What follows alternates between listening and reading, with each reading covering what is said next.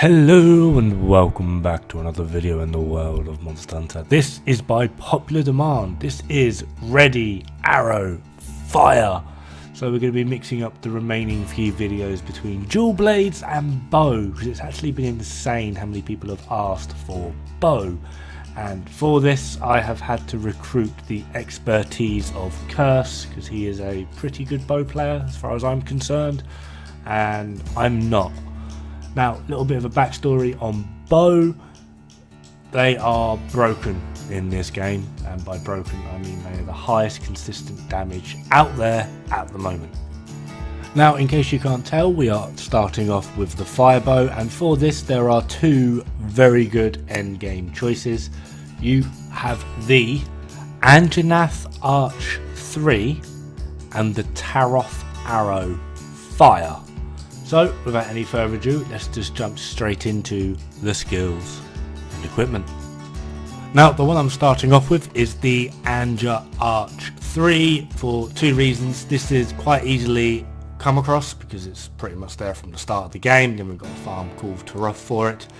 And people would generally argue that it is better because it has higher raw and element. However, where it suffers is you're trying to make up for negative affinity.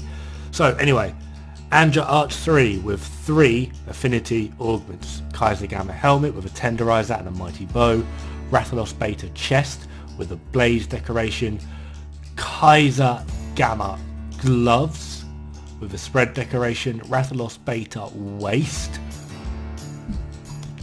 with an open decoration, which I'll go into in a minute, and Kaiser Gamma boots with a 4-shot and a blaze, and then finally a fitness charm 3. Now onto that open slot. This is one player dependent, all depends on how you want to build, and it also depends on kind of what you're fighting.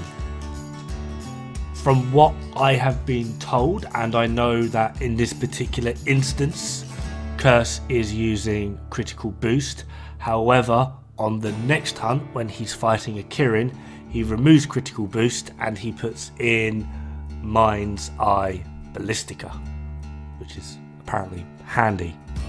Another one that I have heard people use is Stamina Surge, so that I leave up to you. Now on to the second of this lovely setup, and this is using the Taroth Arrow Fire. This is my personal preference, which I will get into in a bit. Taroth Arrow Fire with a spread decoration and an affinity augment. Cool Taroth Beta helmet with a tenderizer and an expert, Rathalos Beta way chest with an expert, Kaiser Gamma gloves with a 4-shot, Rathalos Beta waist with a mighty bow, and Kirin Beta legs with an expert and a blaze, of course rounding it off with a fitness charm 3. Right, so why do I prefer this build over the Anja build? Well, quite simply, as you can see, although this weapon has slightly lower damage, it has 98% affinity. So during the time that I am learning to use bow, I have actually removed the affinity augment and I've actually put in a health augment. This is not the greatest. It works very similar to how spread shot does on heavy bowguns and light bowguns. Only one of those damage numbers will give you health, but it's just enough so that if I do make a mistake while playing as a bow, I can heal from it. I'm only doing this as well because I have excess resources so that once I am competent I can swap to affinity, which I do recommend. If you want to try this little health trick, go nuts, but yeah, you're just wasting resources, but I've got lots of them. The main reason a lot of people say Anja bow is better is, like I said, it simply does more damage. However, it also has a larger variable, 80% versus 98% effectively.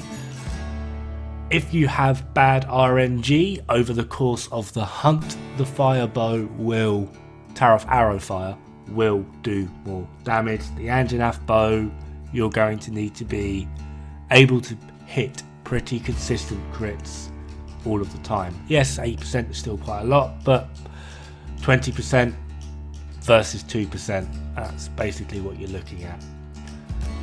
And that is basically the argument. Other than that, it comes down to coatings and just really what you prefer.